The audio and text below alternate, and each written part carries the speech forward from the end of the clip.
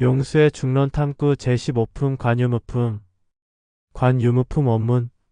모든 연 중에 성품이 있다면 이는 틀린 말이다. 성품이 모든 연으로부터 나온다면 이는 착법이다. 법이 자성이 없다면 어찌 타성이 있다고 말하겠는가? 타성에 있어서 자성은 또한 타성이다. 유가 이룰 수 없는 것이라면 무를 어찌 이룰 수 없다고 말하며 유로 인하여 법이 있는 까닭으로 유가 무너지면 무가 된다. 사람이 유무를 보거나 자성타성을 본다면 부처님의 진실한 뜻을 보지 못한다. 정함이 있다 하면 상에 집착하는 것이고 정함이 없다 하면 단에 집착하는 것이니 지혜로운 자는 응당히 유무에 집착하지 않는다. 원문 끝. 용수보살의 중론에서 15번째로 나오는 주제는 관유무품으로 있고 없음에 대한 이치에 대해 비추어보고 관찰하는 대목이다. 그러면 용수의 중론에서 있고 없음의 이치인 관유무품에 대해서 해석해보자. 모든 인연에는 성품은 없는 것이다. 성품이 인연으로부터 나온다는 말은 지어낸 말이다. 법이 스스로 성품이 없다면 어떻게 다른 성품이 있다고 말할 수 있겠는가?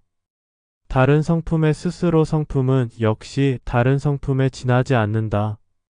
있음이 될 수 없는 것이라면 없는 것이라고 말할 수 있으며 있음으로 인하여 이치가 생김으로 있음이 사라지면 없음이 된다. 있음과 없음으로 분별하여 보는 것과 스스로 성품과 다른 성품으로 분별하여 보는 것은 바른도가 아니다. 고요함이 있다면 항상함에 집착하게 되고 고요함이 없다면 끊어짐에 집착하는 것이 되므로 지혜로우면 있음과 없음에 집착하지 않는다. 해석 끝. 깨침의 길에서 가장 중요한 주제가 있다면 있음과 없음이다. 있다고 하여도 영원하지 않으며 없다고 하여 정말 없는 것인가? 책상 위의 사과는 지금은 실존하여도 영원하지 않으며 사과를 먹으면 사과가 사라졌기에 영원히 없는 것인가? 다시 새로운 사과를 책상 위에 올려놓으면 사과는 존재한다.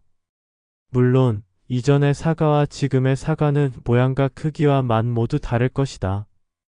그러나 깊이 들여다보면 사과인 것은 매한가지다. 꼭 사과가 이전의 사과와 같아야 하냐는 문제가 대두되는데 사과의 모양과 맛은 언제나 그대로 변함이 없기에 굳이 이전 사과와 지금의 사과를 분별할 이유가 없다. 특히 의식이 없는 무생물의 경우 더욱 그러하다. 마치 쌀 한 톨 한 톨의 성분을 분별하여 판단하지 않는 것과 같아. 나아가 의식이 있는 인간도 크게 다르지 않다. 생긴 모습과 남녀 구별, 성격 차이 등 보이는 것은 분명히 다르지만 결국 같은 인간에 지나지 않기에 있음과 없음을 분별하지 않는다. 인간에 대한 분별이 사라지니 외로움도 함께 사라진다.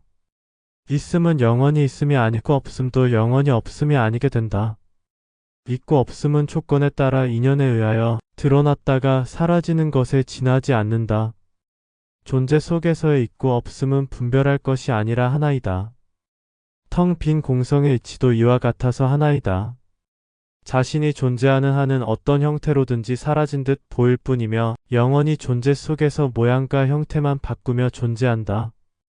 그 모양과 형태를 바꾸며 순환하는 것이 윤회이다. 마찬가지로 암흑과 광명 그리고 괴로움과 즐거움도 하나이다. 참선이란 광명을 의지해서도 안 되며 암흑을 의지해도 안 된다. 참선이란 의지할 바가 사라지는 것이다. 빛이 있느냐 없느냐는 현상계에서 중요한 문제이지만 빛의 양은 언제나 고정이 되어 있기에 문제가 될 것이 없다. 빛이 없어서 암흑이 길어진다면 그만큼 광명도 때가 되면 암흑의 부족분을 채우게 되어 있다. 나아가 즐거움이 큰 만큼 괴로움도 큰 것이다. 즐거움이 적은 만큼 괴로움도 적은 것이다. 균형이 안 맞아서 어느 한 부분이 과도하게 큰 것은 있을 수 없는 일이다. 만약 괴로움과 즐거움이 불균형을 이룬다면 자신의 작은 마음이 간섭한 탓이다. 이것이 상락아정한 상태이며 존재에 만연한 괴로움이다. 특히 암흑을 향하는 참선법은 바람직하지 않다. 암흑이라는 매개체 자체를 의지한다는 것이 문제이기도 하지만 암흑을 응시하면 마치 자신이 암흑이 되듯 본인의 수명을 다하지 못하고 요절할 가능성이 크다. 암흑을 응시한다고 하여 존재를 벗어나는 것이 아니라 또 다른 모습으로 다시 윤회하게 된다. 왜냐하면 암흑을 응시하는 수행법은 광명이 비추면 꼼짝달싹 못하는 것이 존재의 원리이기 때문이다. 또한 현상계에서는 선과 악도 마찬가지로 하나이다. 절대 선도 없으며 절대 악도 없다. 선업이 다하면 악업이 쌓이는 것이고 악업이 다하면 선업이 쌓이는 것이다. 선이라고 믿고 있는 사실이 악일 수 있으며 악이라고 믿고 있는 사실이 선일 수 있다. 고정된 악과 고정된 선이란 없는 것이다. 관점에 의하여 조건과 상황에 따라 선과 악도 물 흐르듯 변한다. 살인자가 있다면 자신의 손에 복수라는 피를 묻힐 필요가 없다.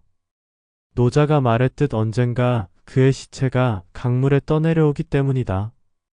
자신이 직접 나서서 살인자를 살인한다면 자신도 마찬가지로 살인자이게 된다. 만약 선과 악이 하나라면 종교인의 이념적 사회적 참여를 어떻게 볼 것인가인데 임진왜란 때 사명대사가 그러했고 독립운동한 만에 한용운 스님을 어떤 시각으로 볼 것인가이다. 이는 선과 악이 하나이므로 아무 상관없다. 의병이 되어도 상관없고 독립운동하여도 상관없다. 종교인들도 각자의 신념에 의하여 가는 길이 여러 가지다. 다만 시스템계로 들어오면 종교인은 무작위 살육이 벌어지는 전쟁에 참여해서는 안 된다. 국가와 민족은 모두 하나이기에 종교인은 다툼의 도구가 되어서는 안 된다. 그러나 세상은 혼탁한지라 종교인과 유물론자 간의 대립이 벌어지고 있다.